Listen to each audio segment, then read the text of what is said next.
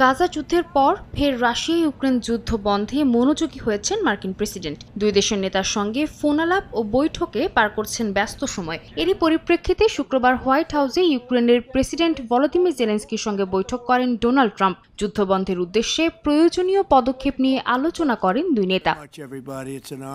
বৈঠকে ট্রাম্পের কাছ থেকে দ্বিপাক্ষিক নিরাপত্তার নিশ্চয়তা চান জেলেনস্কি, যাতে ইউক্রেনের জনগণ নিশ্চিন্ত থাকতে পারে। পুতিন বাহিনীর বিরুদ্ধে শক্তভাবে রুখে দাঁড়াতে যুক্তরাষ্ট্রের কাছে দূরপাল্লার টমাহক ক্ষেপণাস্ত্র চান ইউক্রেনের প্রেসিডেন্ট। এর বিনিময়ে ইউক্রেনে মার্কিন ড্রোন উৎপাদনের প্রস্তাব দেন জেলেনস্কি। তার প্রস্তাবে কিছুটা আগ্রহ দেখালেও টমাহক ক্ষেপণাস্ত্র দেয়া নিয়ে দ্বিধা প্রকাশ করেন ট্রাম্প। বলেন, কিয়েভকে দূরপাল্লার এই অত্যাধুনিক ক্ষেপণাস্ত্র সরবরাহ করা হলে মস্কো একে উস্কানিমূলক পদক্ষেপ হিসেবে দেখতে পারে, যা যুদ্ধকে আরও বাড়িয়ে তুলতে পারে বলে শঙ্কা প্রকাশ করেন ট্রাম্প। যুক্তরাষ্ট্রের নিরাপত্তা নিশ্চিত করতেও টমাহক প্রয়োজন বলে উল্লেখ করেন তিনি।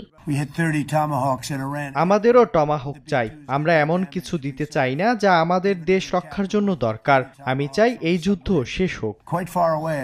এদিকে বৃহস্পতিবার রুশ প্রেসিডেন্ট ভ্লাদিমির পুতিনের সঙ্গে 2 ঘণ্টাব্যাপী ফোনালাপের পর হাঙ্গেরির বুদাপেস্টে নতুন শীর্ষ বৈঠকের ঘোষণা দেন ট্রাম্প। বলেন, রাশিয়া ও ইউক্রেন দুই দেশই যুদ্ধ বন্ধ করতে চায়। এর জন্য কেবল দুই নেতার মধ্যে সমঝোতা প্রয়োজন। নিজেকে মধ্যস্থতাকারী হিসেবে বর্ণনা করে ট্রাম্প বলেন, 3 প্রেসিডেন্টের মধ্যে আলোচনার মাধ্যমে যুদ্ধের ইতি টানা সম্ভব। যদিও বুদাপেস্টের বৈঠকে জেলেনস্কি থাকবেন না বলে জানান মার্কিন প্রেসিডেন্ট। বলেন, পুতিন ও জেলেনস্কির মধ্যে সম্পর্ক ভালো না হওয়ায় আলাদা আলাদা বৈঠক করবেন তারা।